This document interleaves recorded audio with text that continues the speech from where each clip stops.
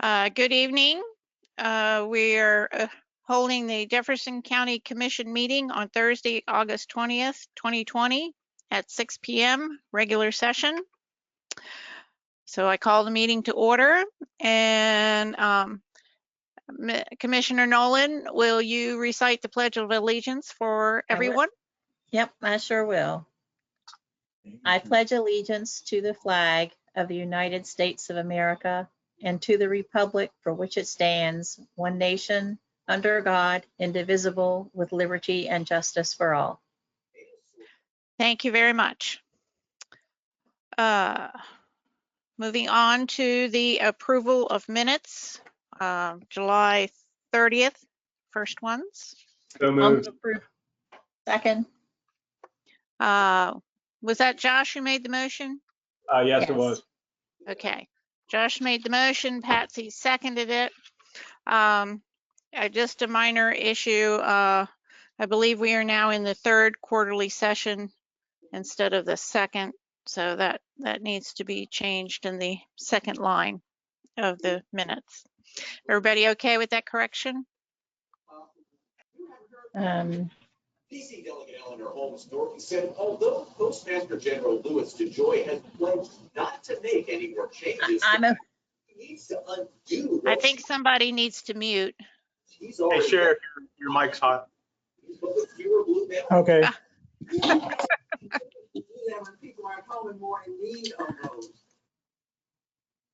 Okay.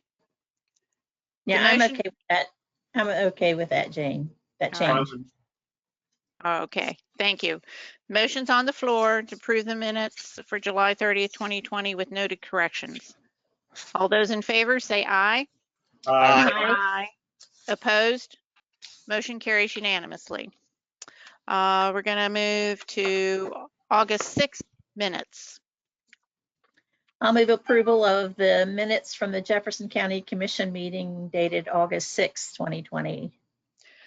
I'll second that, and just note two small corrections. Again, this is the third quarterly session, not the second. And on page 3, where we're doing our first exoneration, the motion does not reflect the ticket number, and the correct ticket number to be in the motion is 300618. So, everybody okay with those corrections? Yes. Yes. Yep. Okay. The motion before us is to approve August 6, 2020 minutes with noted corrections. All those in favor say aye. Aye. Aye. Opposed? Motion carries unanimously. Accounts payable for August 13th. I move we approve accounts payable for August 13th, 2020 in the amount of $123,582.39. Second. Okay. The motion is to approve accounts payable August 13th, 2020. Do we have any questions or discussion? All those in favor say aye. Aye. Aye. Opposed? Motion carries unanimously. Accounts payable for August 20th. I'll move approval of accounts payable for August 20th in the amount of $229,357.25. Second. Okay. Do we have any questions or discussion on that motion? The motion is to approve accounts payable for August 20th, 2020. All those in favor say aye. Aye. Aye. Opposed? Motion carries unanimously. Manual checks for August 14th, 2020. I'll move to approve manual checks for August 14th, 2020 in the amount of $302,866.18. Second. Okay. Any questions or discussion on the motion? All those in favor of approving manual checks for August 14th, 2020, say aye. Aye. Aye. Opposed? Motion carries unanimously. Manual checks for August 21st, 2020. I move we approve manual checks for August 21st, 2020 in the amount of $3,899.65. Second. Okay. Questions or discussion on the motion? I did have a question. Who is Miller's?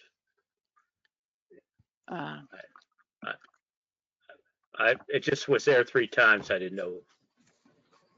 It's like office supplies. Okay, I didn't recognize the name. Just curious. Thank you. Yeah.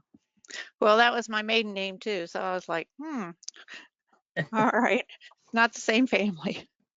All right, the motion before us is approve manual checks for August 21st, 2020. All those in favor say aye. Aye. Aye. Opposed? Motion carries unanimously. Ms. Grove, are there any changes to the agenda? I do not have any changes to the agenda to report this evening. Okay. So we will move on to public comment. And I just want to remind folks that I know it's sometimes challenging to do this virtually. You don't know if we're all hearing you and so forth, but there is a time limit on public comment to 3 minutes. So I hope you can abide by that. We don't have as many attendees as we usually do, but we do have a few. If there's anyone who's interested in making public comment, you can use the little raise your hand icon. Okay. Okay. Okay. Okay. All right. Okay. I'm hearing information. We had 2 separate links, one for the work session and one for the meeting for this evening. So I think we have some people who are trying to log on to the earlier work session versus, because we usually have more than, we only have about 6 attendees, and we had more than that registered. So Sandy asked if I could hold off for a little bit because she's getting emails from people who are trying to log on and they're using earlier today. So I don't know if you wanted to see, is Angie here? I was going to say we could do that. I do not see her. It's early, yeah. Yeah, it's early. Okay. Right. Well, we'll go and see whoever we have here, and then I can mention it again if there's anybody here. So if there's anybody here who would like to make public comment, you can raise your hand, or you can send me a message telling me that you'd like to make public comment, and I will unmute your microphone if you're interested in doing that. So there's a little hand icon. I can see when you click on that you're interested in making public comment. So if there's anyone here who would like to do that, go ahead, raise your hand or send me a message and I'll unmute your microphone and you'll have the ability to make public comment.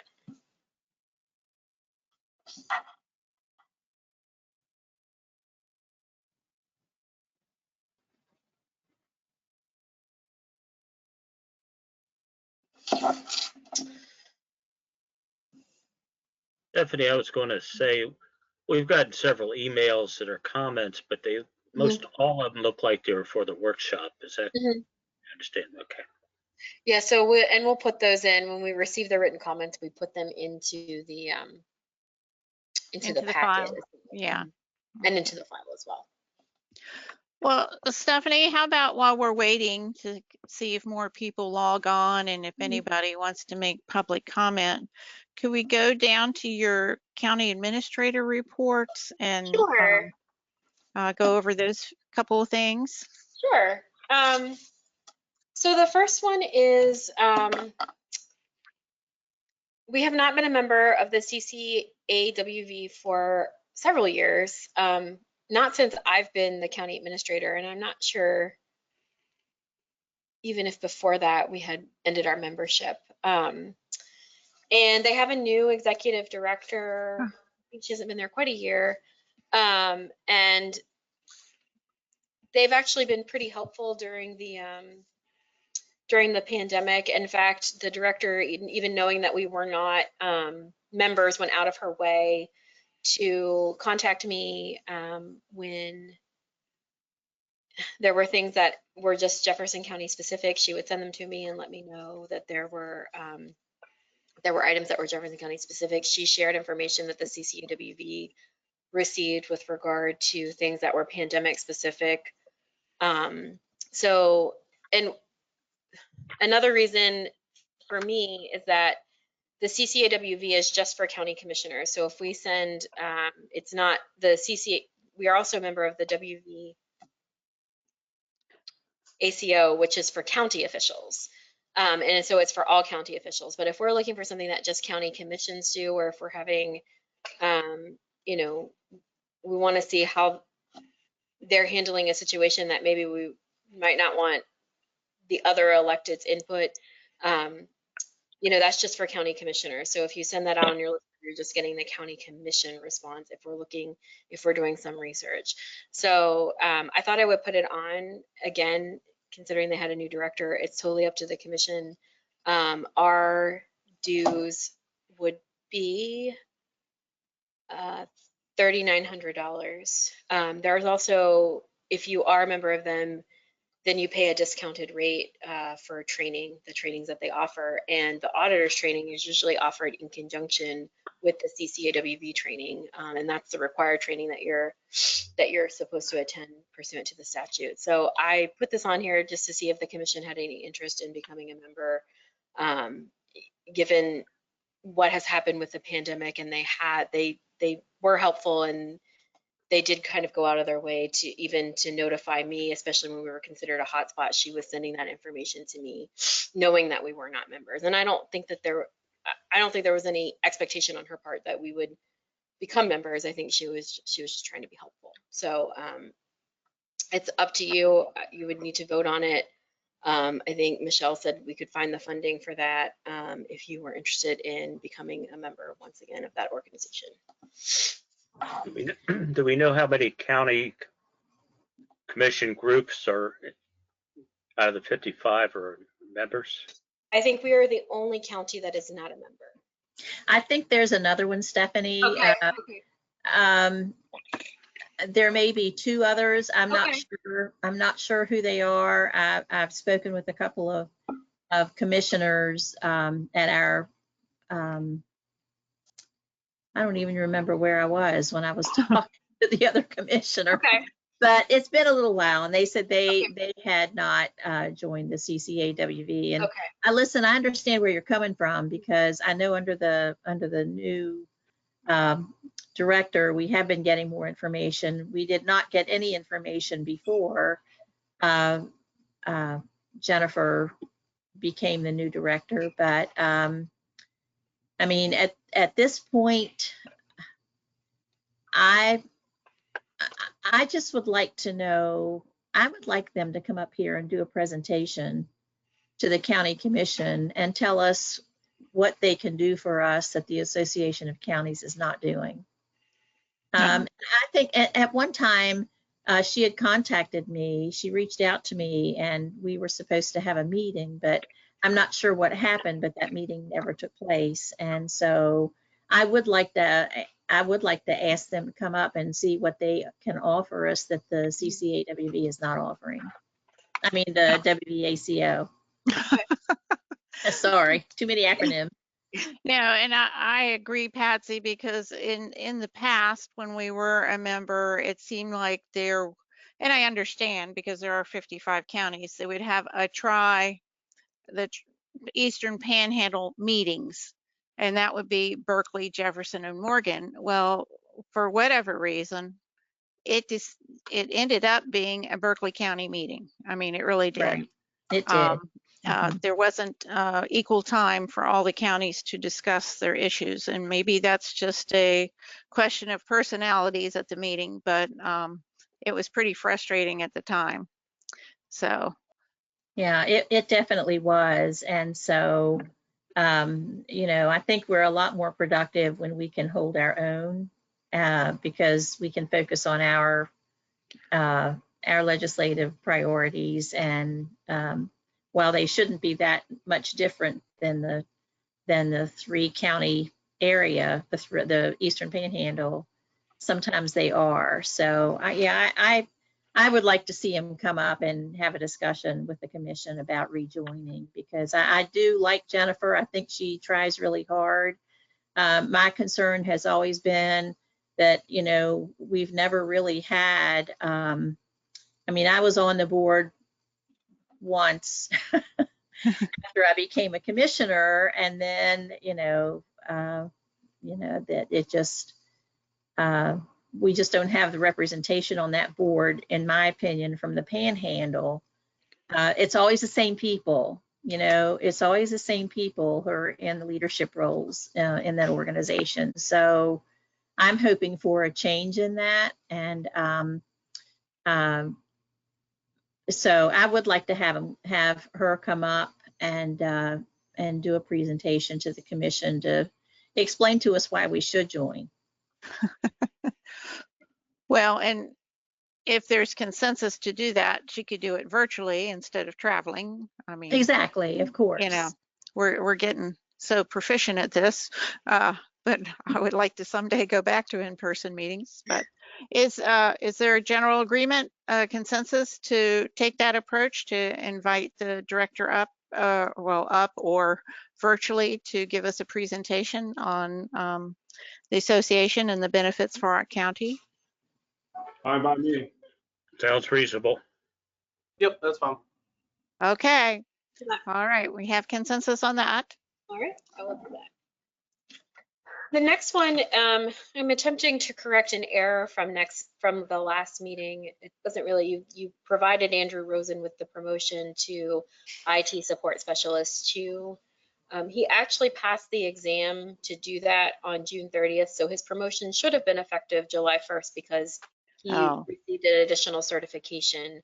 We should have asked you to make that as part of your motion, so that he could have gotten paid after he started performing the extra duties and had the extra certification. I didn't want to ask payroll to do that without you guys putting it in the minutes, because it just didn't, given what's happened, I think it should be official. But he was actually eligible for that promotion for July 1st. We didn't have that first meeting in July. Yeah. And then Russ wanted to make sure that we were both available to present, which is why it took us until that first meeting in August to get on the agenda. But actually, his promotion should have been effective on July 1 when he passed the exam and had the additional certification required for the IT support specialist 2. And he was told that he would that it would be effective July 1. Yeah. Well, I'll make the motion that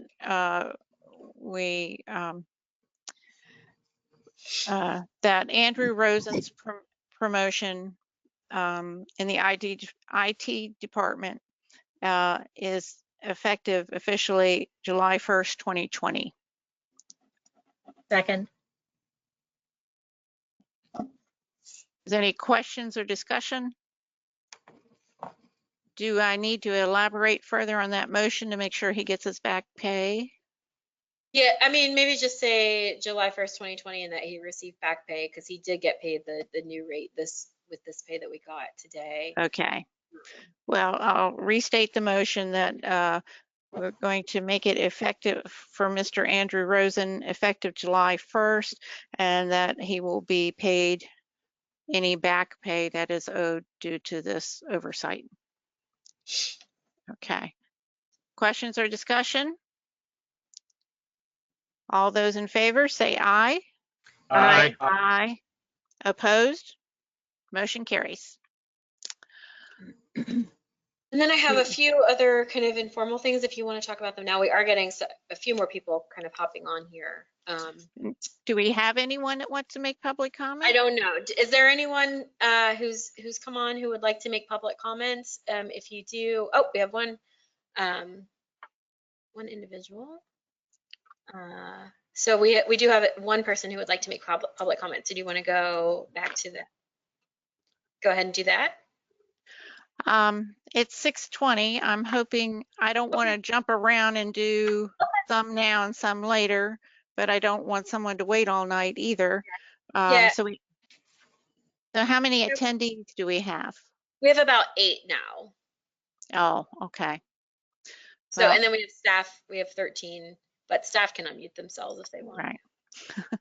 How do other commissioners feel? Do we want to take this one public comment and move on and then leave the possibility open that we will take others later? Or do you want to say one and done, or how do you want to proceed? Well, why don't we, I don't like jumping around either. Yeah. So maybe we could see who's on again after Angie, after at 6:30.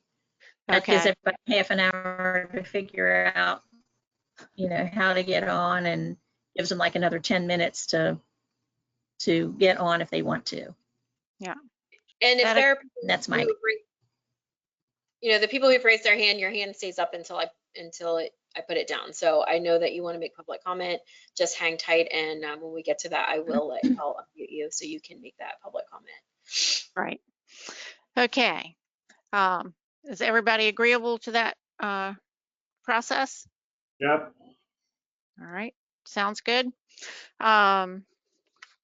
So if Miss Banks is on, or you want to finish what you were doing, Stephanie? It shouldn't take me too long. I just have two things that kind of came up, and they don't really, they don't really require a vote of the commission. I just want to inform you about them. So, Okay. and if you want to vote on this one item, we'll put it on again for the agenda. So at the COVID, I'm still continuing to meet with our task force that's made up of mayors and some community leaders. And during that task force meeting, Mayor Trainer of Charlestown indicated that they are starting their own committee on homelessness because they feel like it'll be more of an issue this year, Yeah. pandemic. And a lot of the entities that were kind of picking up the slack for homeless, sheltering were churches. And, some churches are trying to restrict themselves and are under certain restrictions because of the pandemic. So they're forming a task force not a task force, a committee in Charlestown. And there are already people from the Charlestown City Council on that. And he's indicated during the COVID-19 task force that he'd really like to see the other cities participate as well as the county.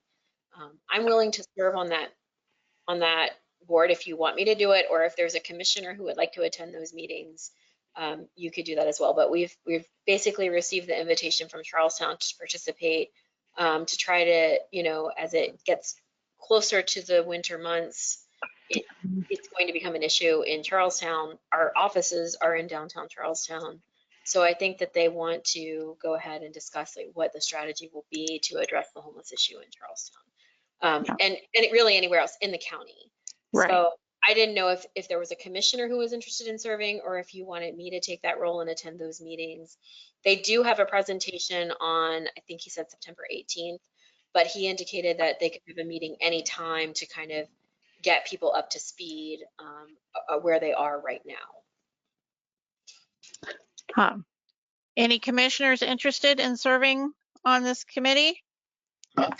I have enough on my plate right now, so I'm going to say no for me. Thank you. I mean, I'm open to it depending on when they're planning on meeting. Okay. So I know the first meeting is here.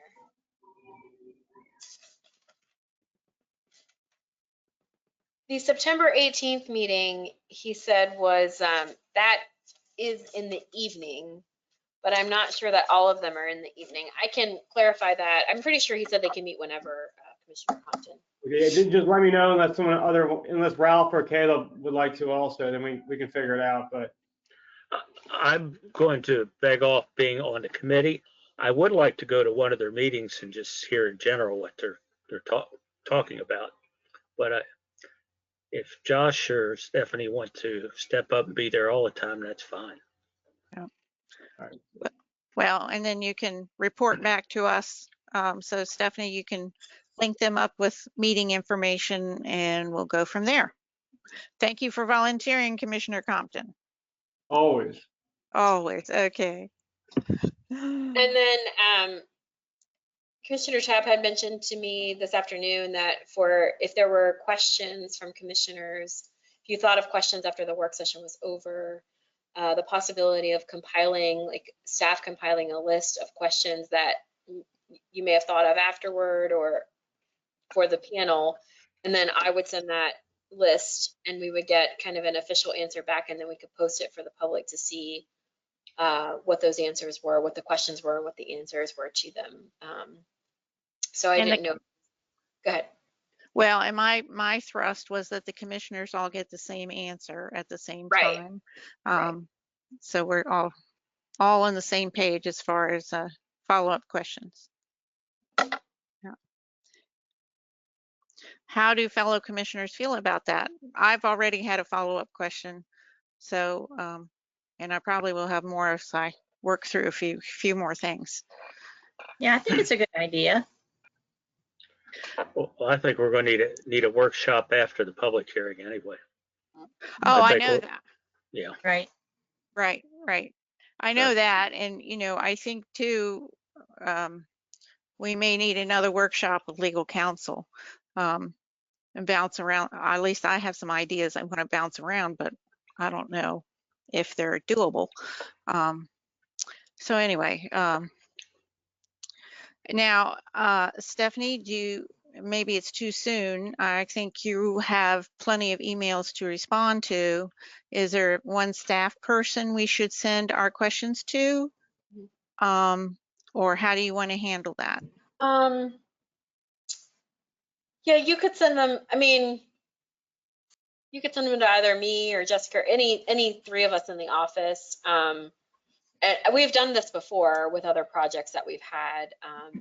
Okay. When commissioners have had questions and we wanted the public to be able to also see what the answers were, we compiled a list, we sent it to them, they responded in writing, and then we kind of posted it on the website. So if you send them to me, I'm happy to compile the list and send it out. It's fine. And should we label it solar facility questions or whatever? Yes, like or solar work session follow-up or something like that. Yeah.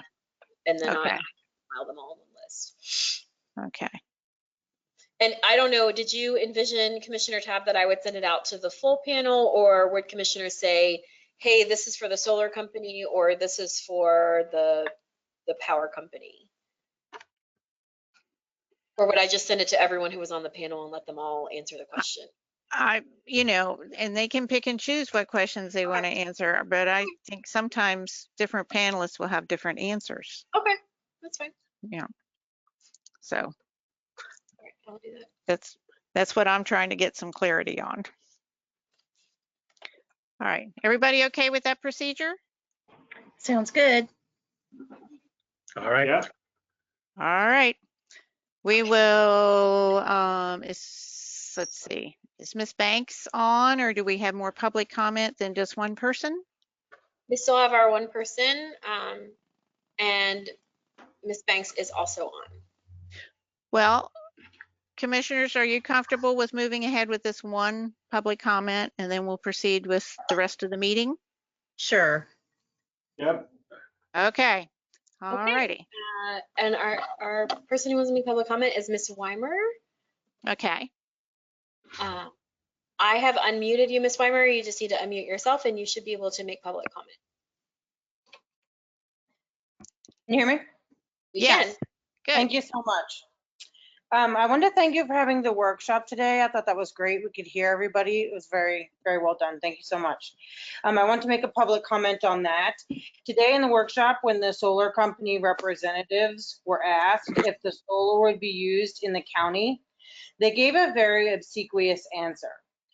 And the answer was, they said it is like water in a river.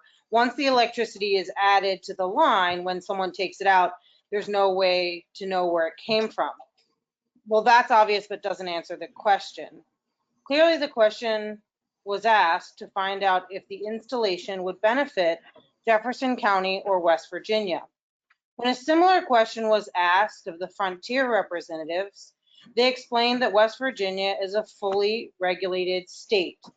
And they explained that means that they must provide enough energy or electricity to serve their customers, and that they did not plan to buy the electricity from the solar installation itself. However, while they are required by the state to produce the amount of electricity they need for their customers, they explained that the FERC requires them to have the physical capability or infrastructure to take the power from facilities like the solar facility so that that producer can transfer it to somewhere where it can be sold. In other words, they said some state that is not fully regulated, like Virginia, for example. So to be clear, this facility being in West Virginia, and by this facility, I mean the solar facility, being in West Virginia will in no way benefit West Virginia from a power standpoint, and so electricity standpoint. It will not decrease the amount of electricity needed to be produced in West Virginia, the overwhelming majority of which is produced by burning coal. Again, as they explained, this facility will not decrease the amount of coal they burn in West Virginia to service Jefferson County. While we support solar and even recognize that some large-scale solar will likely need to be built in Jefferson County, these should be evaluated on a case-by-case basis with public input on each one. And we believe that we should hold out until these type of installations will truly benefit West Virginia and Jefferson County. We can use this to our advantage at the state level. Furthermore, the solar representative said that the projects would be so limited, quote, so limited, and quote, in size and so limited in number. If that is the case, then why would they object to them needing to be approved on a case-by-case basis? These are just some of the things that we wanted to point out. And I thank you so much for allowing us to give public comment tonight. And thank you for the workshop. All right, thank you. I believe that concludes public comment, correct, Stephanie? It does. I do not see anyone else, and we still only have 8 attendees. Oh. If there's anyone else who wants to make public comment, last chance.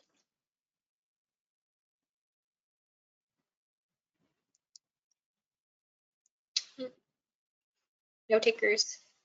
Okay, let's move on to agenda item number 3 with Madame Assessor.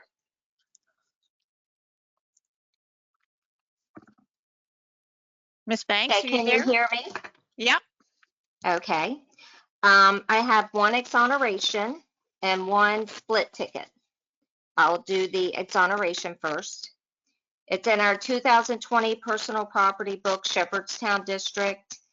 Taxpayer did not have the 2014 Honda Odyssey July 1st, 2019. Assessed value $6,300. Tax amount $143.39. Applicant is Carrie Riley Nuss. Ticket number 317054. I move we approve the exoneration for ticket number 317054 as presented by the assessor. Second.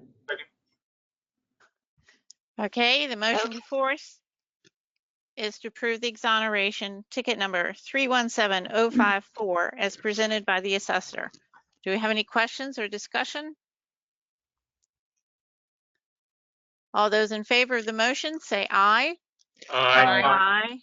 Opposed? Motion carries. Next. Okay, this is a split ticket, ticket number 310420, Cabletown District. The first applicant is Rebecca Henry. She was awarded the 2015 Kia Sorento, assessed value $8,500, tax amount $193.46. The other applicant is Jeffrey Henry. He was awarded the 02 Old Alera, assessed value $700, tax amount $15.93. The 86 ASM trailer, assessed value $200, tax amount $4.55. The 06 Chevy Silverado, $8,700, assessed value, tax amount $198.01. The 2013 Ford Fusion, assessed value $4,700, tax amount $106.97. The 2000 ProCraft boat, assessed value $3,100, tax amount $70.56. The 2000 Pro trailer, assessed value $200, tax amount $4.55. And the 91 Ford F-150, assessed value $300, tax amount $6.83. I'll move approval of the split ticket for ticket number 310420 as presented by the assessor. Second. All right. The motion is before us. Does anyone have any questions on that? Or discussion? All right. Let's see. I think I'm missing what did you say the number was, Patsy? I think I don't have it correct. 310420. Okay. All right. That's what I had. All right. So the motion before us is to approve the split ticket number 310420 as presented by the assessor. All those in favor, say aye. Aye. Aye. Opposed? Motion carries unanimously. Anything else, Ms. Banks? No, that was all of them, and thank you. All righty. Thank you so much. We're a little early, but is Nikki or Ms. Painter online to talk to us about elections? She is here, yes. Okay. Go ahead, Ms. Painter. Good evening, commissioners. The first thing that we have is the agreement for the CARES Act reimbursement for the 2020 election. You have actually already approved the process, but in order for us to actually get our reimbursement, the state is requiring you to sign this agreement. I have passed it on to Nathan. He passed it on to Michelle, and I heard no objections. I think this is probably pretty standard when we have grants like this, but we do need to get your approval and your signatures before we can get our reimbursement for the primary election. Okay. All right. Well, I'll make the motion to that the commission approve the agreement for the CARES Act reimbursement for the 2020 primary election expense and to authorize the commission president to sign. Second. Okay. Do we have any questions on the motion? Well, it'll be good to get that reimbursement. Seems like it's running late, but we know how slow the wheels turn on getting money back. So Exactly. yeah. So the motion is to approve the agreement for the CARES Act reimbursement for the 2020 primary election and allow the president to sign the document. All those in favor say aye. Aye. Aye. Opposed? Motion carries.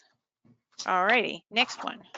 Okay, the next thing, Camp Hill Wesley Church has decided again not to allow us to use them during the general election. So we will move that over to Harpers Ferry Middle School like we did in the primary. It worked out well. We had the two separate precincts. They are handled separately. We're not combining anything. We're just simply having two precincts in one location. Okay. All right. I move we approve the location change for precinct 14 from Camp Hill Wesley to Harpers Ferry Middle School. I'll second that. Does anyone have any questions? Now, do they, the different precincts enter by different doors, or can it all be done in basically the same room? This is actually done in the same room. They, the cafeteria is large enough. And we're fortunate that those two precincts are fairly small, that we can use the same room. So it doesn't cause too much confusion for voters. When they walk in, the poll workers are there to guide them to one side of the room or the other. Okay, that sounds good. All right, I was just curious. I've never been where there's, two precincts at the same voting place, so. Okay, the motion before us is to approve the location change for precinct 14 from Camp Hill Wesley Church to Harpers Ferry Middle School. Any questions or discussion? All those in favor say aye. Aye. Aye. Opposed? Motion carries unanimously. Okay, next. Okay, the next one is the emergency absentee policy. Now, I think this is probably something that we wouldn't be able to do even if we wanted to, but I still thought it needed to be something that you all voted on, either to extend it or not. This is the policy that allows our staff to go into the hospitals and hospice centers, VA center, to allow someone to vote that has just been admitted within the last 3 days. Now, I think with policies that the medical facilities have right now, this would not be something that we could do anyway. But it's up to you all whether you want to extend that or not. Well, and as for myself, I wouldn't want to subject our, I think the ballot commissioners have to do that. Is that right, Nikki? We Or actually use two of our staff staff does it? members of opposite Okay. political party. Yeah, I have reservations about that. And given the fact that it can be done by mail, I would like to say yes, but I think my better judgment tells me no. And I don't even know that you could get into the hospitals to do it. All right. I think doesn't the governor have an order right now not allowing anybody in nursing homes outside of the patients? We don't, the past commission has never extended it to nursing homes. It's only been the medical facilities. Hospitals, yeah. All right. Yeah. All right. Anybody else feeling one way or the other about this? Want to extend this or not? This is Josh. I'd like to extend it, but I agree with Commissioner Nolan on this. Yeah. I think it's given the unique situation we are in here in this area and nationwide, I don't think it's wise to extend this emergency absentee policy. Everybody else in agreement not to enact this emergency absentee policy? Sure. Okay. I'm assuming everybody agrees that we will not be doing the emergency absentee policy, correct? Yes, I do. I agree. Yeah. Okay. Yes. All right. Well, hearing no objections, we will not employ that policy. Okay. Okay. Yeah. All right. The last thing, I just kind of wanted to give you all a general update on the general election. And I know our office is fielding a ton of phone calls, a ton of questions. So I just kind of wanted to give you an update. Absentee voting, as of today, we have received 703 applications. And it just opened on August 11th. That does not include people that have filed using the online portal. We have not been given access to those applications as of yet. They're hoping they get them to us next week. We're hoping the sooner the better, because that's just putting us that much farther behind in processing. But as of Sunday, 652 people had applied online just for Jefferson County. That was Sunday. This is almost a week later. So wow. We feel that absentee voting is probably going to be the main way that people are going to vote in this election. Okay. So we do have that online portal open. People can call our office. We've been sending out applications daily, and our phone doesn't seem like it's going to stop. Handling the absentee voting this time, we did get a process down in the primary. However, this time we are open to the public. So that's going to be a unique challenge for us this time, because we're not going to be able to use the hallway space like we were during the last election. But we, as always, we will make it through. Another question that has come up is our safety plans for in-person voting. We are going to continue to handle that the same way we did in the primary. I think it went really well. We had people spaced out. We reduced the number of machines in the voting room. And that's another question that has come up, is if we could move the early voting location to the Ranson Civic Center. And we cannot. Code is very specific that early voting must take place in the courthouse or a courthouse annex. And I believe in talking to Stephanie, the only building that you all have deemed as a courthouse annex is the Judicial Center. And they don't have any more room than what we do. So voting, of course, is going to be tight. I would certainly encourage anyone that has concerns about coming in person and in voting being busy to vote absentee. But we will have all of the masks, gloves, sanitizing spray, and we did order Q-tips so voters can use those as a stylus instead of touching the touchscreen machines. So all of that is still in place for the general election. And I believe that is all I have, and unless you all have questions of any of our process. I have a question, Nikki's Ralph. I know people are being told to, if they want to bring their absentee ballot to the courthouse. Yeah. Turn it in to you. What is the last time they can do that, if they can? So someone can hand deliver their ballot. One person can hand deliver up to 2 ballots per election. And that is something that we record, and that is restricted again in code. They can hand deliver the ballots up until the day before the election. I think there's several memes going around. People are sharing on Facebook to take them to your polling places, and that is not something that West Virginia allows. I've tried, every time I see it on Facebook, I try to make a comment underneath of it, just saying, hey, in West Virginia, that doesn't work. You have to take it to the clerk's office.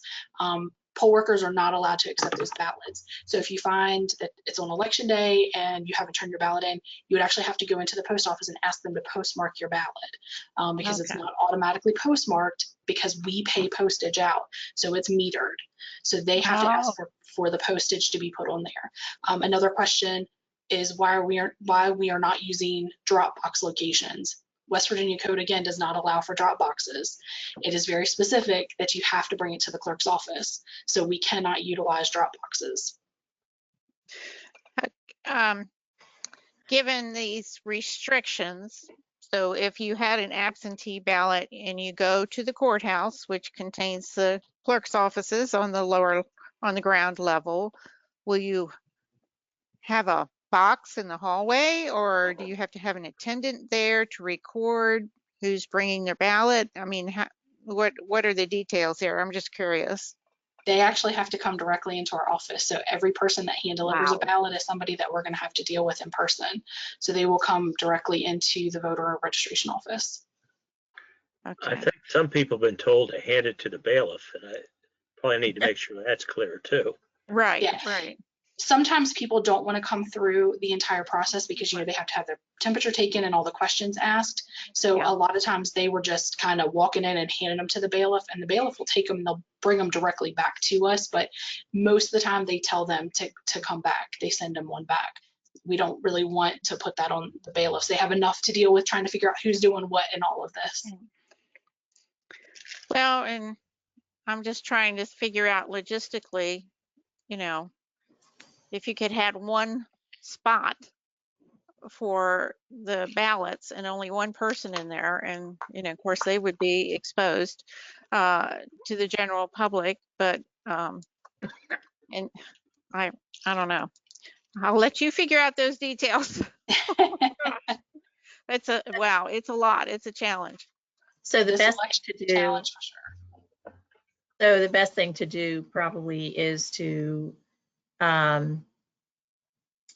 if you request an absentee ballot and you complete it and you mail it back to the county clerk's office, and then you decide to go vote in person, you have to alert the poll worker that you have voted an absentee ballot, but you want to vote in person now. So if someone has received an absentee ballot and they decide that they want to go in person instead, they need to take that ballot with them. If they do not take that ballot with them, they are going to be required to vote a provisional ballot, because in the Okay. system, it marks you as actually voted or receiving a ballot. So if Okay. say the situation is someone mailed their absentee ballot, we don't show that we receive it, the person is getting very nervous, so they want to go in person and vote because we haven't received their ballot, they're going to have to vote a challenged ballot, and then that will be dealt with during canvass. Yeah, and I think right there is the question that a lot of people have, and that is, if you get your absentee ballot in the mail and you decide you want to go in person, you have to take it in. That's when you take it into the polling place when you go vote. Yes, that's when you turn it in. You have to turn in your unvoted ballot. Yeah, and I think that's where people are getting confused, and they think that they can turn it into the polling place, but that is only if you have not voted it and you want to vote in person. Correct. Okay, but you cannot have voted that ballot if you decide to go turn it in to your polling place and vote in person. Right, you just need to take the ballot with you, and they'll take it from you. Even if you started marking it, if you decide you just want to vote in person instead of voting that ballot, then you need to go in and take it with you. Yeah, I think that's where the confusion is, Yeah. because there are a couple of different ways to do that, and I think there's really a lack of understanding of it. So it should be really simple, and it may be, but it doesn't really sound like it is. I was, Ms. Painter, I was wondering that if possible, I'm just thinking about the way the county clerk's website is laid out, if that the first page, when you click on the county clerk, then you have to go to elections and so forth, if there's a way to make this information more prominent, because it is very confusing to folks, and a lot of folks don't even know to click on elections to get the information. They know that maybe they have to go to the county clerk, but I don't know. I'm just trying to make it more obvious. Yeah, and I have added a 2020 general election button to the front page of the website. So right under headlines, there's a 2020 button there that you can click on, and it'll take you to our page.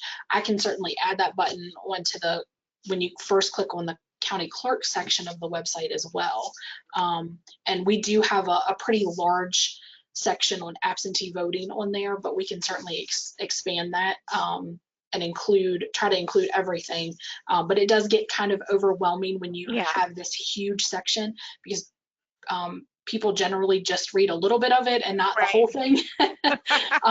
So I think as we get into this, we'll also, because I do post on the county clerk's Facebook page, and we do get a lot of hits on that page, is I'm going to try to create small memes with pieces of that information, so I can give it out in small enough pieces that people can grasp it and not get too confused and too bogged down in the details. Well, and then also post the link, say more details, you don't want to say just to, correct. We don't want to overwhelm you, but if you still need some more information, go there. Yeah, that sounds like a good idea. Yeah. I know if you're familiar with using the county website, even I can't always find the information that I know is posted there. So, but I don't go to it every day or work with it, constantly. So I know it's there. Sometimes it's an issue finding it. So, Nikki, could I clarify, if you take your unvoted ballot to the polling place on election day, you do not vote a provisional ballot? In that instance, you can vote, you don't have to vote provisionally, or do you still vote provisionally? No, if you take your ballot with you, then the poll workers will take it and they'll spoil that ballot. Okay. And then issue you a new ballot. Okay. In the precinct. So, and that caused some confusion in the primary, because they wanted to include that number on their statement of the ballots used, and you can't, because that ballot wasn't issued from that precinct. But yes, that is how it's done. Okay. Okay. All right. It all makes sense right now. It may not make sense when we do canvassing, but That's true. Oh. Any other questions for Ms. Painter and the election? All right. Thank you very much. Thank you. Oh. We appreciate all your hard work. It sounds intense. Thanks.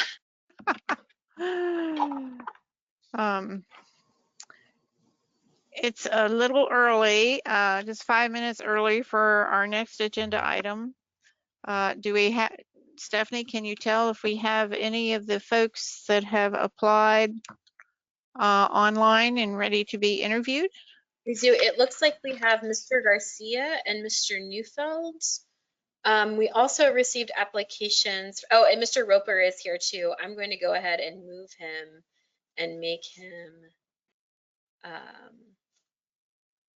a panelist so I can figure out. So we have 3, and then let me see the other person. We got one today.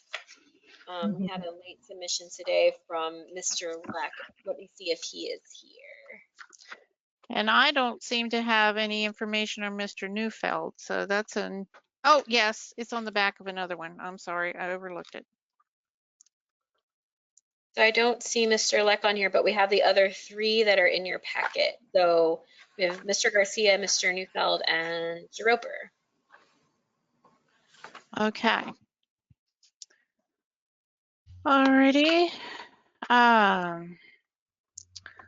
I'll just go alphabetically to start the interviews.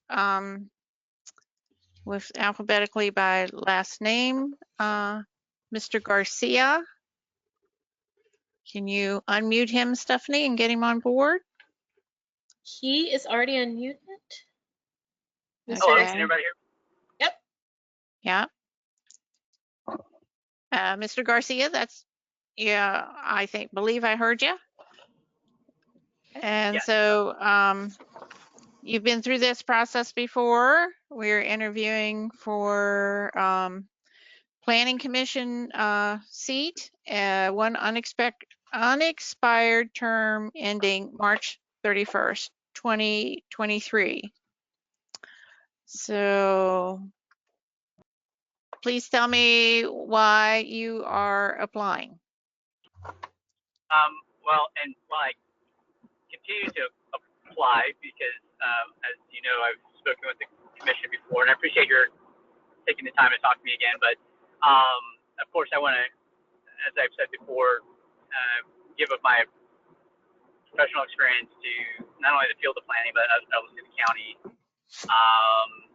and again, give back after many years of very many aspects in the field of planning and zoning. So, but I'm very much interested in helping foster healthy communities and healthy development throughout the community, with many land use types, and hopefully to help influence even good design and good planning practice in some of the new things you're considering, such as solar facilities. So, pretty much kind of the answer you've heard from me before, and wanting to further my experience as well in the field of planning as a commissioner, hopefully on the other side of the dais.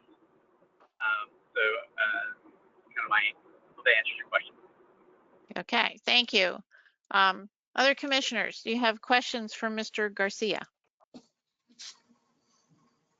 I think I remember Mr. Garcia from the last time, but I appreciate him being here again.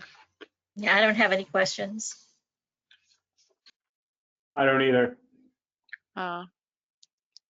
Commissioner Hudson, questions? Nope. No questions. Okay. Thank you very much, Mr. Garcia. Thank you. All right. Stephanie, did you say Mr. Leck was online or no? No, I do not see Mr. Leck here. There are some strange names. So if you are here, Mr. Leck, under a different name, you can raise your hand if you're not a panelist, and I can unmute you. Otherwise, I do not see him. Is that the gentleman that used to work in the Department of Transportation, I believe, in Virginia? I think you all sent us something. Yeah, I sent it. Jessica sent it to you today. We just received it today. Yeah. Okay. All right. Okay, so the next applicant is a Mr. Neufeld. Is he online? He is. Okay. Is he unmuted, ready to go? He has to unmute himself. I do not have him muted. Mr. Neufeld? Can you hear me? Yep. Yeah. Okay. Very good. Thank you for participating in these interviews for Planning Commission. It's an unexpired term ending March 31st, 2023. You have your letter that you sent in. I'll just ask the first general question. Why do you want to do this? Well, I've been a resident here for over 20 years, and I've watched it grow, and I would like to see it grow in a more orderly fashion. And I think that I have some talents in my previous experience working that I could add to the community. That's about it, really. Okay, thank you very much. Other commissioners have questions for Mr. Neufeld? I have a question for Mr. Neufeld. And Mr. Neufeld, would you define in a more orderly fashion? Well, I haven't really seen a organized growth program for the county. There may have been one, and I may not have seen it, but in most places you have at least a 5-year plan. Many of them they'll have a 10-year plan as to how they want to have it growing. There seemed to be a lot of chaos and confusion with some recent projects in the county that were built, and I just think you need a little more expertise on it. Are you familiar with the comprehensive plan at all, the county's 2035 comprehensive plan? I have seen it, yes. Okay, thank you. That's all I have. Other questions for Mr. Neufeld? Well, let me ask you, Mr. Neufeld. Your past is electrical engineering, and I see you've been on some projects. Have you been involved in the actual construction process or laying out of a project? Yes, yes.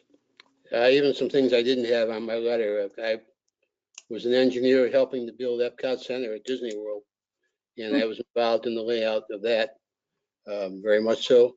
I did a hospital project, a hospital campus actually, in Orlando, Florida for the Veterans Administration.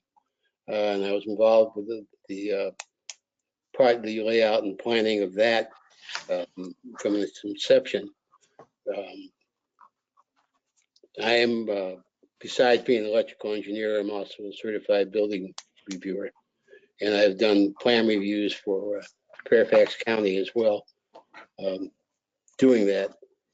So I've seen many projects, and I'm very familiar with the process that needs to go on and how you need to be able to have a conceptual idea of what's going on for the next 5 years at least. Thank you. Other commissioners? This is Josh. I don't know if this was asked. I don't believe it was. Can you make the meetings when they occur? I think, Ralph, you're on that board, right? They're what, 6 p.m., 7 p.m.? 7 p.m. on what's the third Tuesday, I think. I'm semi-retired, so yes, I can make the meetings and anytime you need it. Okay, that's all I have. Commissioner Hudson, do you have a question for Mr. Neufeld? Nope. Okay. And Mr. Leck is still not online that you can see. All right, we'll move ahead with Mr. Roper. Jane, let me correct something. It's the second Tuesday of each month. Okay, gotcha.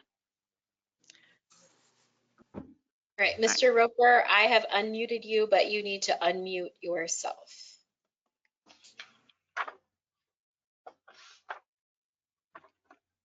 Can everyone hear? Yes, Yes. we Good can. evening. Good Yes. evening, all. Good evening, Mr. Roper. This is Jane Tabb, and I'll just ask you the question I've asked all the other folks applying. Why do you want to do this? Yes, ma'am. Well, as you know, I'm a bit new to all of this, but I've had the opportunities to be able to travel a lot of places in and out of the country. And to me, there's no place like Jefferson County, West Virginia. Lifelong resident here, generations farmed, and do have quite a passion for this county. Also, I think my input would be to some value of the commission. And I just thought it would maybe time to give a little something back to something that I care so much for. Okay, thank you. Other commissioners, questions? So yeah, Mr. Roper, I've known you all your life, so I think I can call you Shane. Yes, ma'am. Yes, ma'am. All your life. So do you have have you looked at the comprehensive plan, or do you have any knowledge of well, let me just say it this way. Do you know what you're getting into? Yes, ma'am. Kind of, sort of, and I've kind of a little bit looked at that, but I'm starting to get more involved, so I can educate myself a little better. Okay.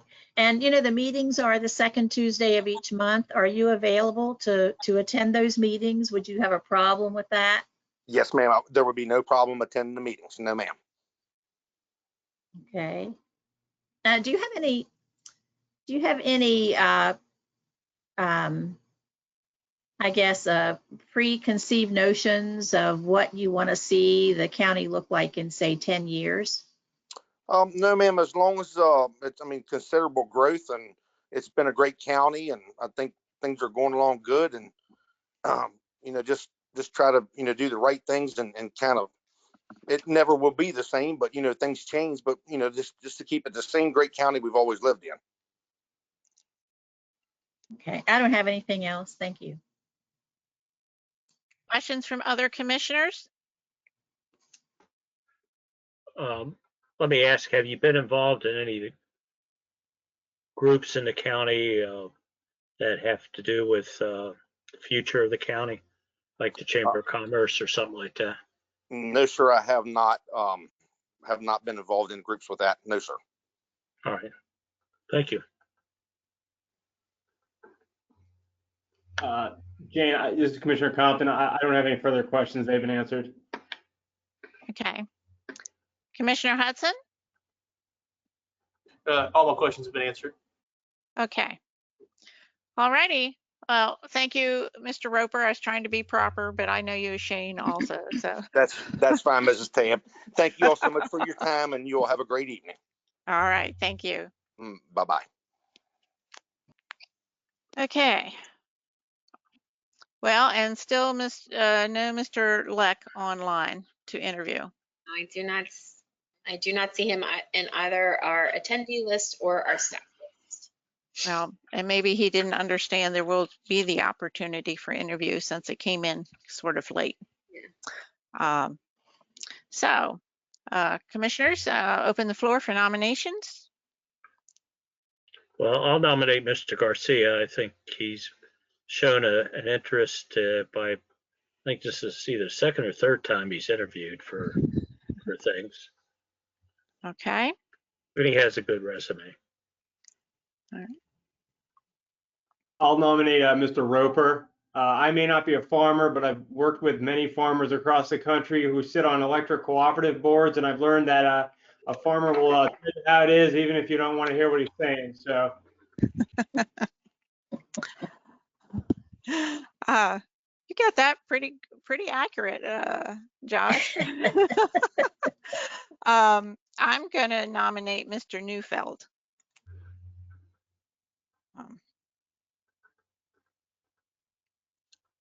So everyone that's interviewed has been nominated, but this should be interesting. Are there any other nominations? I move nominations be closed. I'll second that. All those in favor of closing the nomination say aye. Aye. Aye. Anyone opposed? Motion carries unanimously. I will ask for votes in the order that they were nominated. So all those in favor of Mr. Garcia, say aye or raise your hand so I know who's voting. Or Aye. all right, that's Mr. Lorenzetti. That's one. Okay. Mr. Roper, Aye. I think that's three, and Mr. Neufeld. That's me, one. So Mr. Roper looks like he's our new planning commissioner. All right, congratulations, or maybe condolences. It's a tough job and a steep learning curve, but I'm sure you can do it. Okay. All righty, we are moving right ahead. Unless I've missed something, please speak up if you feel so. We need to see at 7:15 or, well, agenda item number 6, scheduled for 7:15, but we're pretty close. Is Mr. Cochran available? Stephanie? Yeah, he's online. Did you want to take the sheriff before you take Nathan? Oh, okay. All right. Well, if the sheriff's available, that would be fine. And then Nathan is smiling because he says, oh, that just gives me the rest of the night to talk, to do presentations. That's always dangerous. Sheriff, are you there? And if you are, go ahead and proceed. Yes, Item I number am. 7. Yes, for the public, we're on item number 7 with the sheriff. Yes, I am. Thank you very much, commissioners. Been a busy day. We're now working on our third mental hygiene of the day. We started out with a psychiatric emergency before that, and we had somebody who was in court yesterday under a false name. They let him out inadvertently last night, and we had to pick him up again today. And he tried to use a different false name today. So, but anyhow, he's back incarcerated. So anyhow, we're busy. What I have for you this evening is renewal of the agreement with the Board of Education for the school resource officer, the PRO agreement, if you will. It's basically a continuation of the previous agreement, except we've negotiated it for the board to pay more. This agreement initially started out as $20,000 from the Board of Education. We get a small grant from the federal government to help cover part of the expense as well. But this agreement would have $40,000 coming from the Board of Education. So it's been a very successful program. Obviously, we don't know exactly what will happen with in-school kind of stuff, but the plan right now is there will be several hundred students at a minimum at Jefferson High School. So they're ready to proceed, and so are we. So what I'd ask is for the commission to approve the renewal of the PRO agreement for the current fiscal year, and particularly happy that it comes with more funding coming from outside. Okay.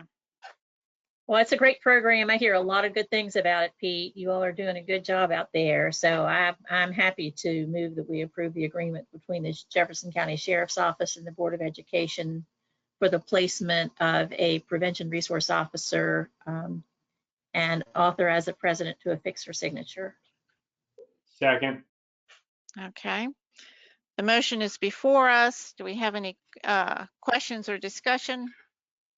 Just a question in general. Is the Charlestown Police still providing somebody at the other school? Yes. Okay, that's just a question. Okay. Yeah. All right.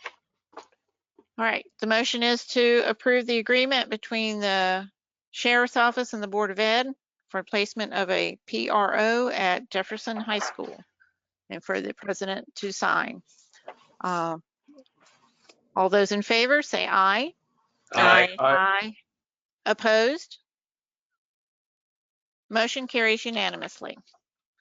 Thank you. I wanted to give you all a little personnel update. We have had a resignation among a deputy. When we had the meeting with you all about budget, I told you that I was a little bit concerned about, we were going to be losing some people.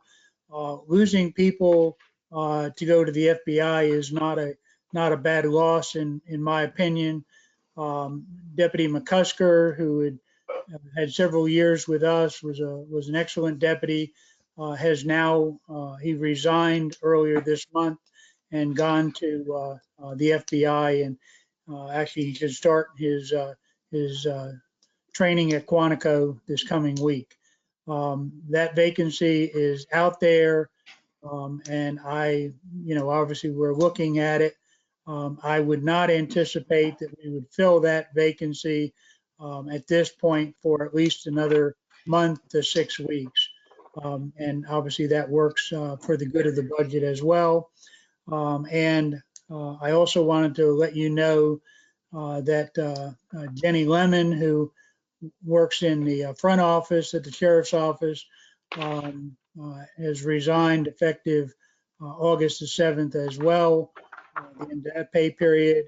And in good ways, and Ms. Nolan in particular may be appreciative of that. She's gone to work for the newly elected magistrate in Berkeley County, Larry Thompson. So she's already left. She's already been doing her training, and he actually gets sworn into office there. We have advertised for that position. We talked to a couple of people today. We have a couple more tomorrow, and then we will finish up on Monday. So it'll probably be close to a month or so from the vacancy until I'm coming to the commission to see if we can fill that vacancy. I will tell you, I've already told all the applicants that we are going to start them at the low salary range. I've been pretty consistent about doing that, but I may come back and ask for a little of the difference that we're saving in the process to give one of my employees who's taken on additional responsibility some money there. The other thing that we had put on that I just wanted to bring to your attention is at some point, not tonight, but at some point want to come back to you all again about vehicles. When the COVID process first started, you were stopping any kind of long-term financing. Vehicles, as you recall for us, take a long period of time to get the order in and get them placed.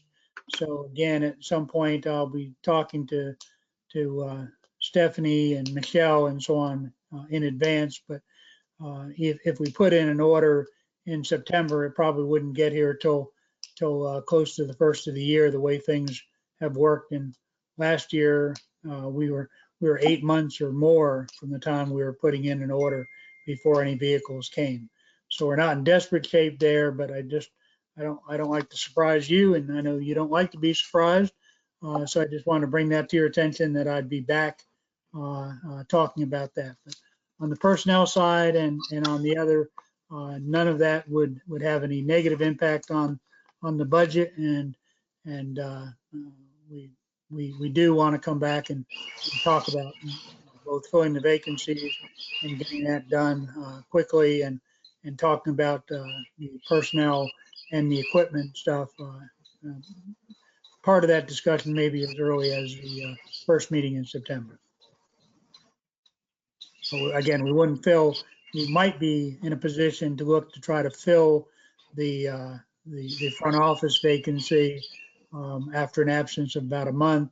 But I'm pretty sure that we wouldn't be probably until the end of September or 1st of October before we'd be ready to try to fill the deputy vacancy that's there as well.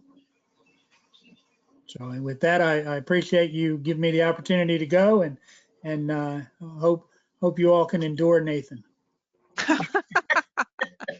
Aren't you sweet? Aren't you sweet?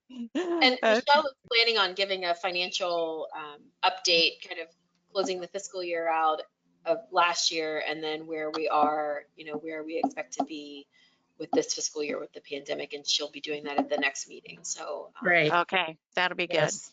Thank you. I've actually had people ask, so Yeah, that'll be good to get. Thank you. yeah, I have too, and wondering how bad is it going to be and all so forth. So that's really good. We'll move on unless anybody else have any questions or comments. We'll move on to item number 8, which is approval of the Sheriff's Commission. Stephanie, you want to explain what this is? The Sheriff's Commission?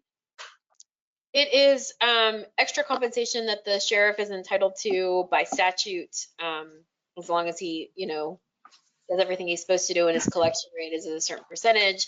This is certification that it is, but the commission needs to approve it so that it can go, it's in the minutes and it can go to payroll and they can pay it out. But this is not, he is entitled to this, and every sheriff in every county, depending upon the class of county, is entitled to this additional compensation, in addition to their regular salary. So this is just approving this. You have in your packet the certification that the requisite amount has been collected and that he is entitled to that additional compensation.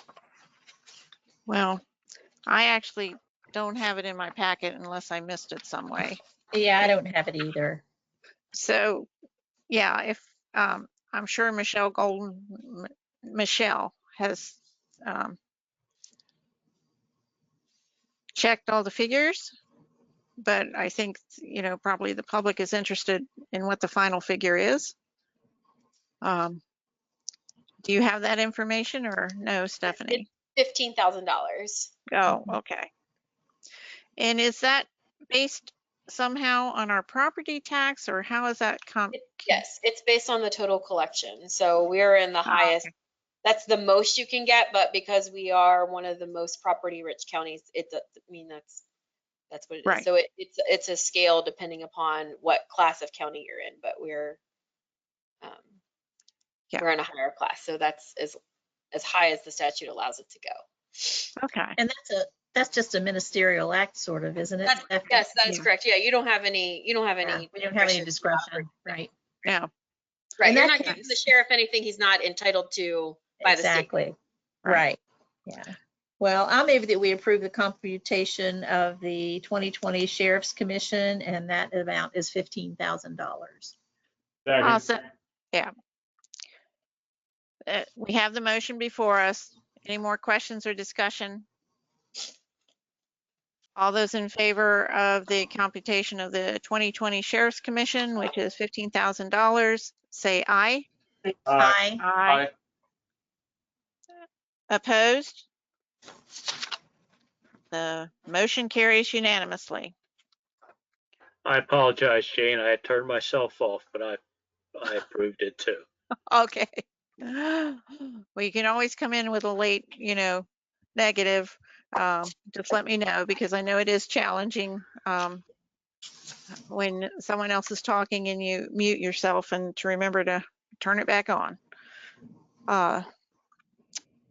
Item number 9, I've been to a joint meeting of Fire and Rescue and the ESA board, and they feel that it would be very useful to schedule a workshop with the county commission and our legal counsel and finance director and ESA board members and Fire and Rescue Association.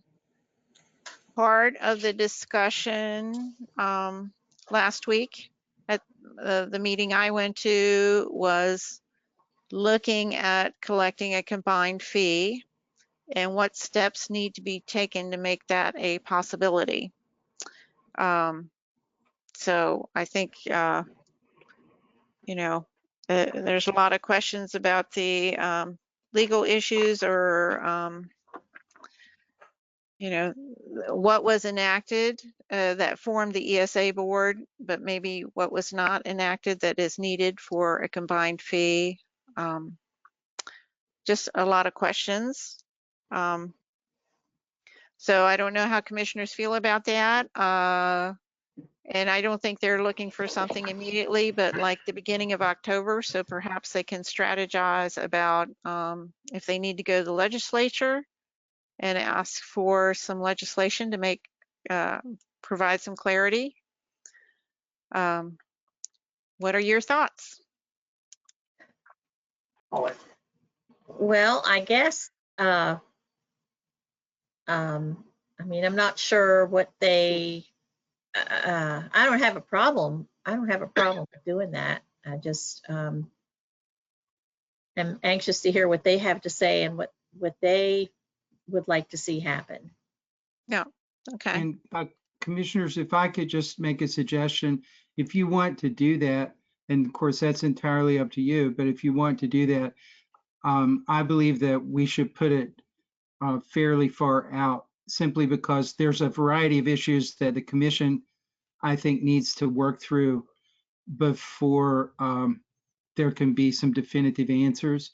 And the ESA as well, but the commission is primarily the main body that has to make some real decisions about the structure of where we are going forward and things like that. And I just feel like you would be better served if you all had a little time to work through a couple of those issues before you sat down and had a real strategic meeting. I like that, Nathan. Yeah. But does that mean a workshop among county commission and finance people before we meet with the fire and rescue people? I mean, are we talking about then 2 workshops? Well, in my mind, there are some legal issues that I need to deal with you on and give you some advice, and you all need to make some decisions. So a good bit of that would probably be an executive session, simply due to the nature of the legal decisions that you might have to make. So that's really what I'm thinking. Well, my question, I guess, Nathan, is are we talking about a 20-minute discussion or a 2-hour discussion with you?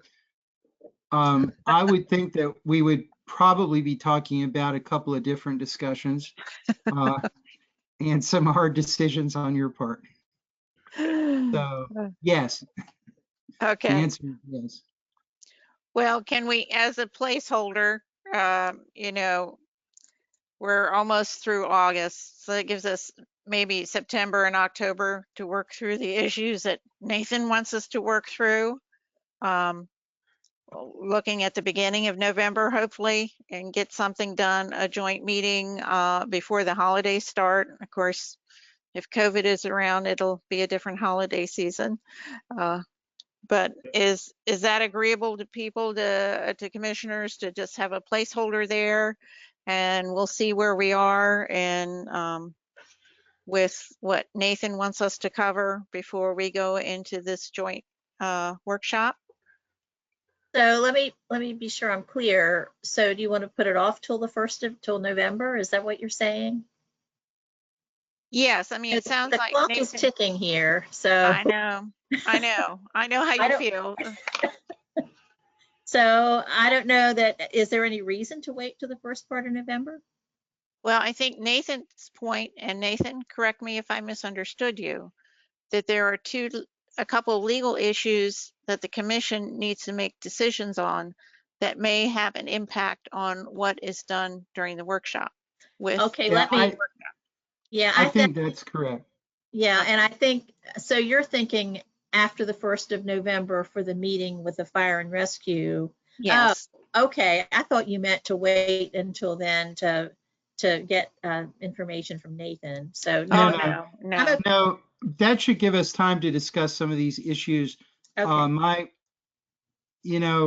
We had been looking at some of those issues, and then of course the COVID thing happened. Right. And right. We were kind of diverted to basically all that, and now we're kind of catching up on what we didn't do for like 3 months while we were dealing with the COVID stuff. But we should be able to figure something out in the next couple months. Okay, that sounds fine. I misunderstood. I thought you were talking about waiting until 1st of November to begin even the talks with Nathan. So that's, No. that's, Oh, no. I'm good. No. Yeah, I got it. Are other commissioners agreeable with that? Hey, Jane, this is Josh. So I'm looking at the workshop topic, explore funding mechanisms for emergency services. I mean, I don't have a problem with the workshop. I guess my question is we've had numerous workshops and there are only a few options we have here. A, the legislature passes a dual fee and the majority of the sitting county commission agrees to institute that fee. B, you use existing fees already in place and the majority of the county commission chooses to use that mechanism. Or C, reallocate existing general fund revenues to emergency services. So I understand that they need more revenue. No one's doubting that at all. There are mechanisms in place. I'm just trying to figure out what are we going to look at outside those three options. What I took from the meeting is that fire and rescue is interesting in pursuing a joint fee.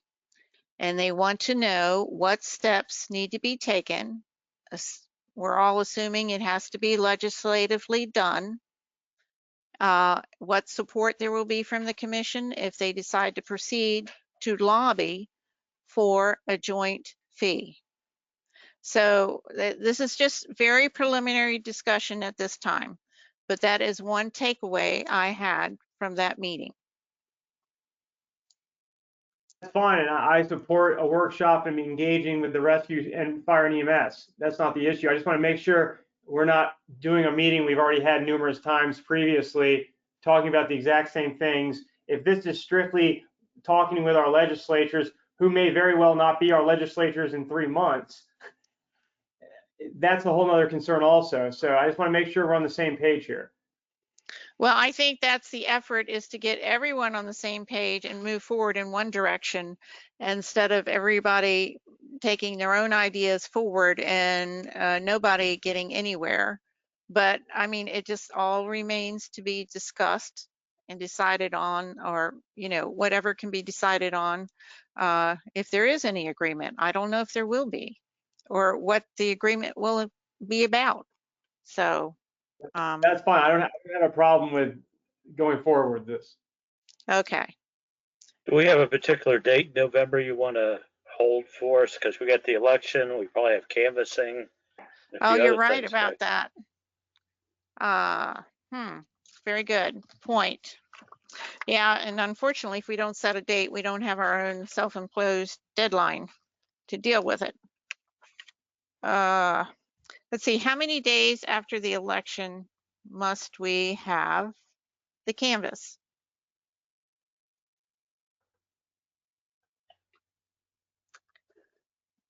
Patsy, you're muted, I believe. Yes, I'm moving my mouth and nothing's coming out.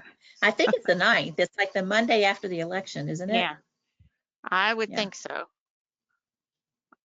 Stephanie, did you hear that question? Do you think it's the 9th? I was also muted. Yes, I do.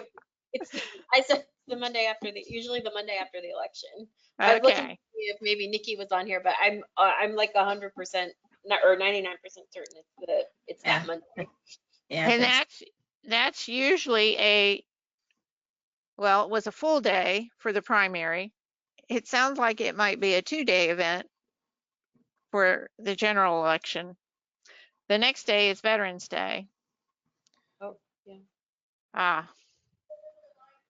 So now Okay. we've That's got what I almost thought. half of November gone. What You know, about like that Wednesday, November 4th, the day after the election before the canvass? Is that too Yeah. soon? that to me would be fine. I don't want to make it later in November. I think with the holidays, just once those start, you just don't get much accomplished except Right. for Christmas shopping and so forth. Yeah, right.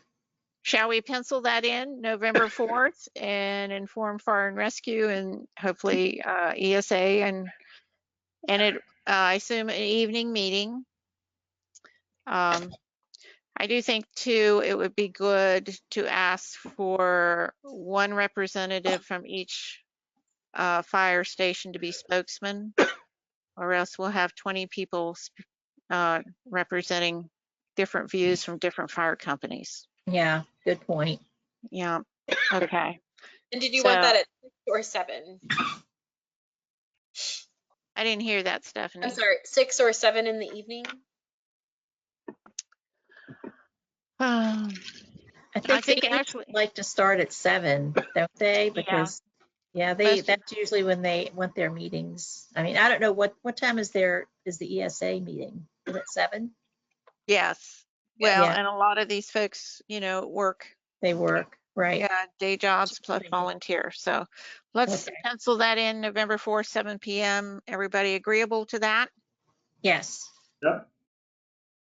Okay. We'll move forward with that. Okay. Let's see. So we've done item number 9. Oh, dare I forget, we need to go back to Mr. Cochran. See, I was thinking we were going to be done. Mr. Cochran. We will see how prophetic the sheriff is. Yeah. Let me just run down through some of the things in my list.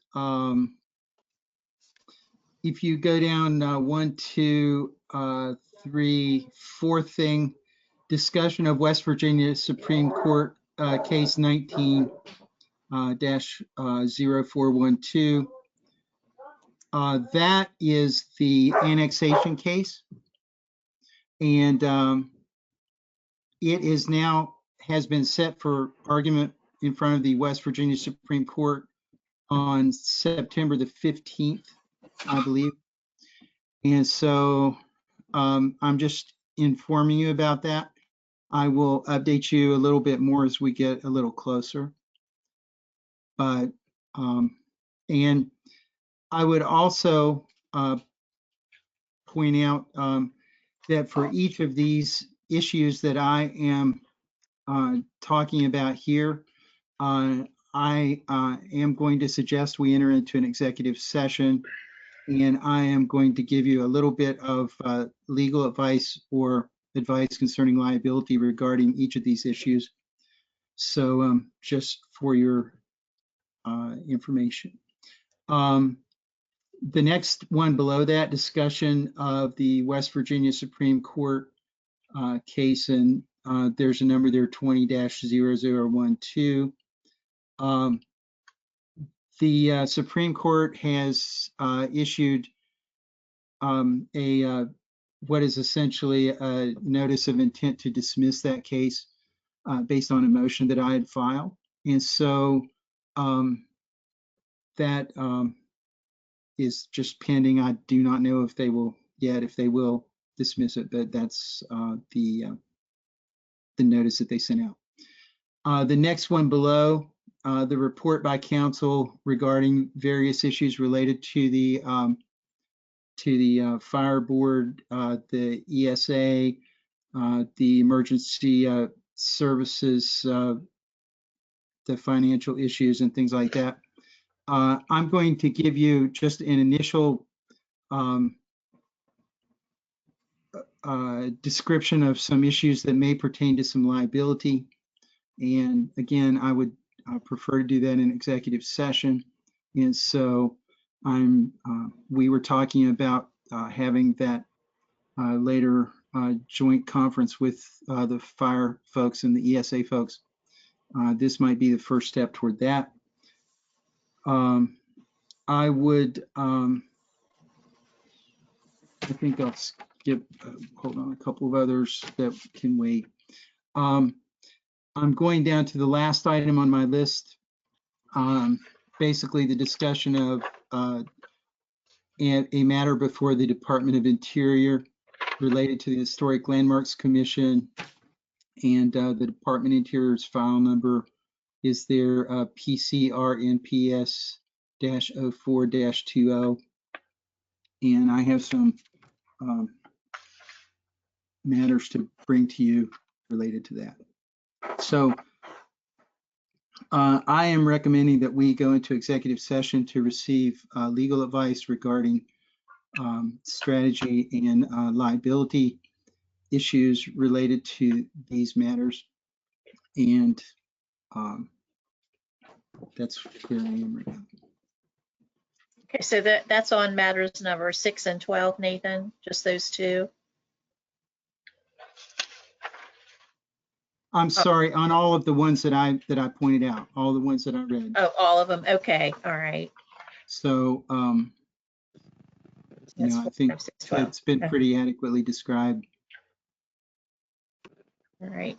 I move that we go into executive session to discuss, to receive legal advice regarding issues of liability with Supreme Court case number 190412, Supreme Court case 20-0012, report by counsel as previously assigned by commission, creation of a Jefferson County Fire Board, County Emergency Ambulance Service Board, and organization of emergency services agency, including potential structure, financial issues, and matters related thereto.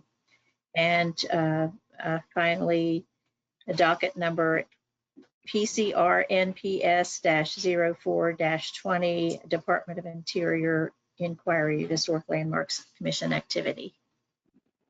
All of that to receive legal advice. Second. Okay. Motion is before us. 4 items is outlined in the motion to go in executive session, receive legal counsel. Any questions, discussion? Just informing the public, if we do go in executive session, we will go to another link where we are all the only participants. And then I guess we'll come back to this webinar to adjourn if that's all the business. We still have county commissioner reports. Okay, have we received that link, that other link? Yes, I emailed it out this morning. Okay, all right. Yeah. All those in favor of going into executive session to discuss the items enumerated in the motion, 4 different items, say aye. Aye. Aye. Opposed? The motion carries.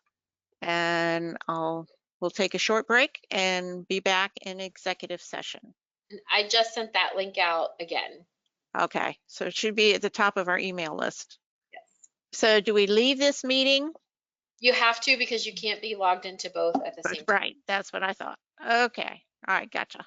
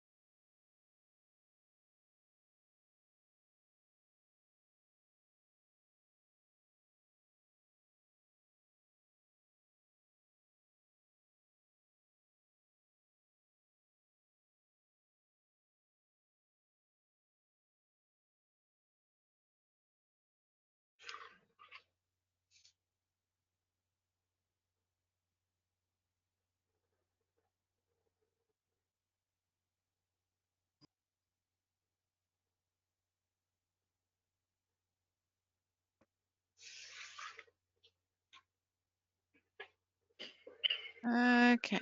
Turn my.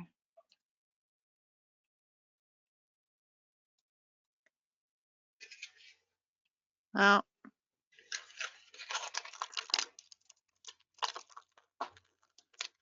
There it is. Okay. Do we have everyone back on? Josh and Caleb? Yep. Yes, we do. Yeah, I'm here. Okay. All right.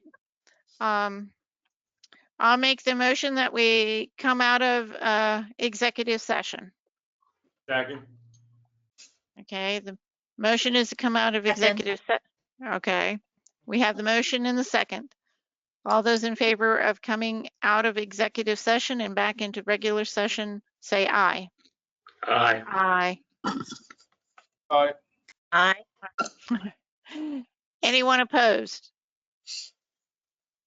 Motion carries unanimously. Okay. I think one item that we need to take action on as a result of executive session, we authorize the use of outside counsel regarding the last item on Nathan's list, which is docket number PCRNPS-04-20 as necessary to deal with the issue. Second. Okay. Do we have any questions or discussion on the motion? All those in favor of authorizing additional authorize outside counsel dealing with this case, say aye. Aye. Aye. Opposed? Motion carries unanimously. Now, I believe we have completed all our regular business. Correct me if I'm wrong, anyone. We have one last item of county commissioner reports.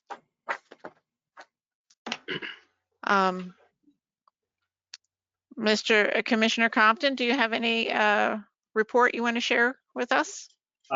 Solid Waste Authority's meetings on Monday. Parks and Rec was canceled this month, and I met with the new JCDA director, Dennis Jarvis, last week.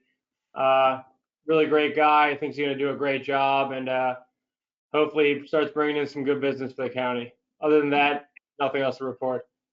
Okay. Commissioner Hudson? Nothing to report. Okay. Commissioner Lorenzetti?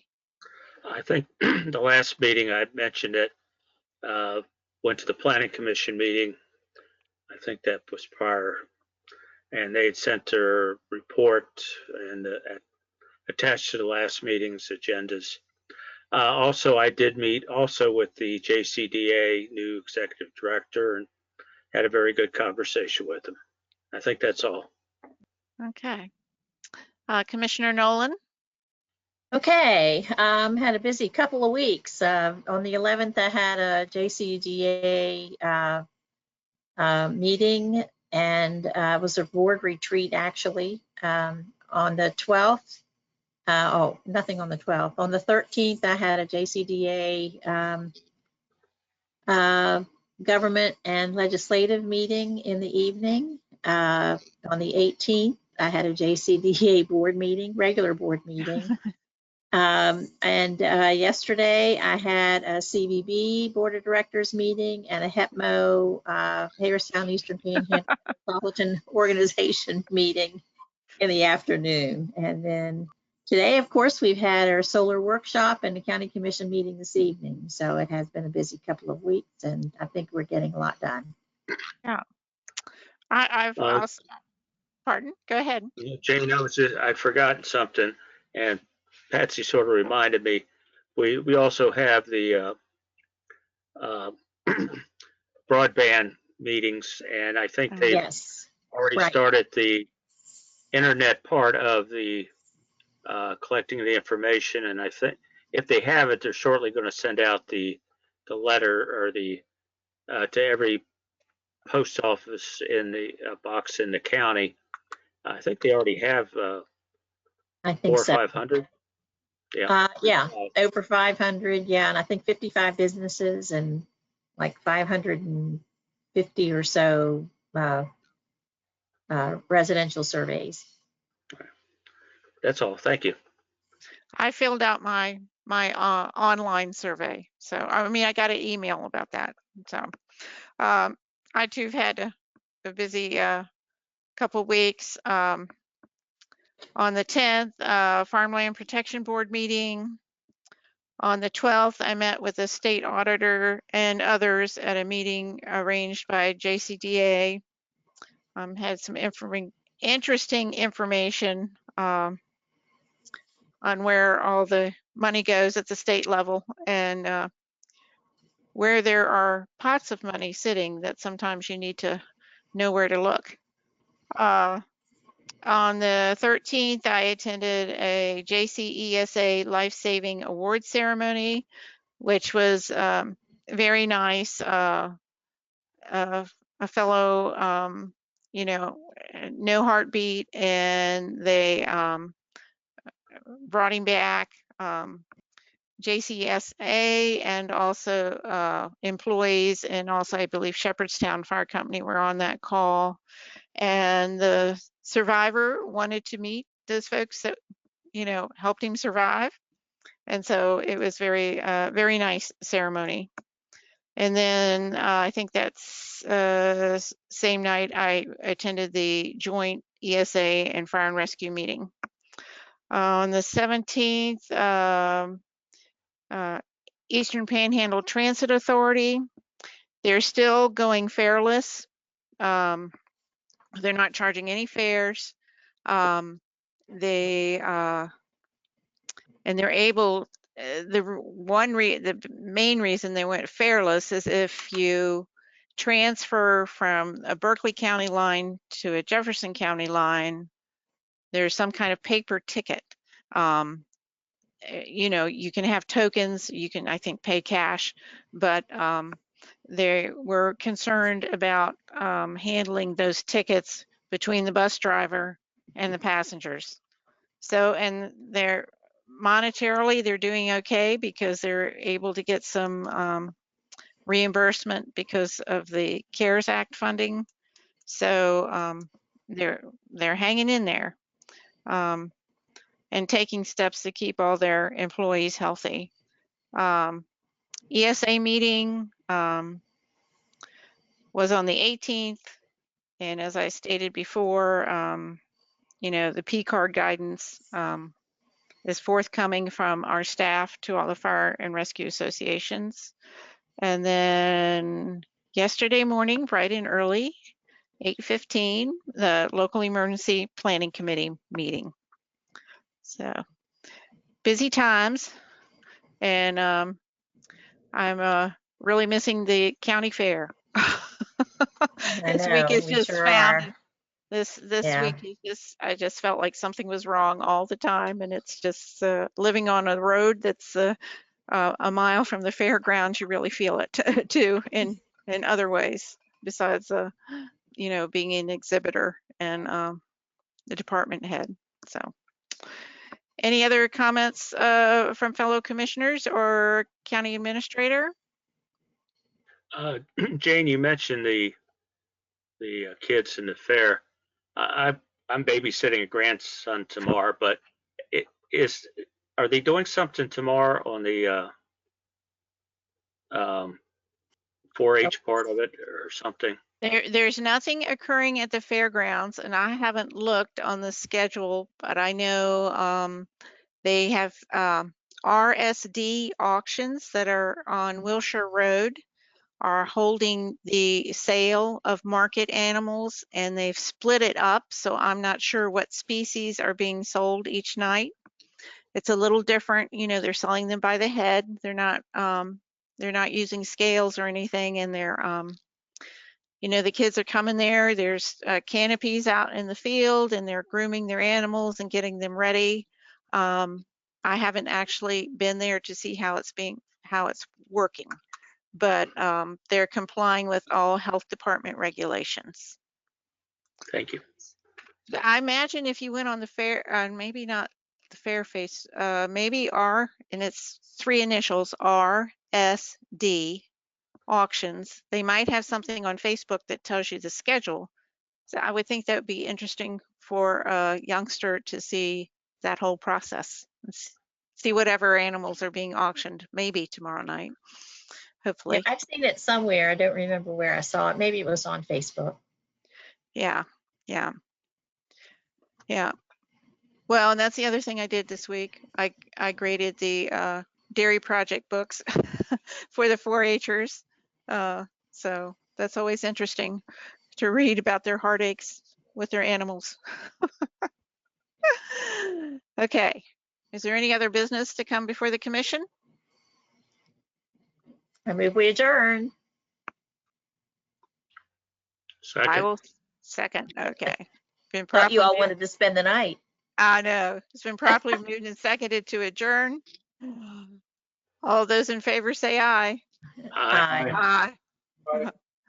All right. The motion is unanimous. It's always good to see faces. Yeah, it is.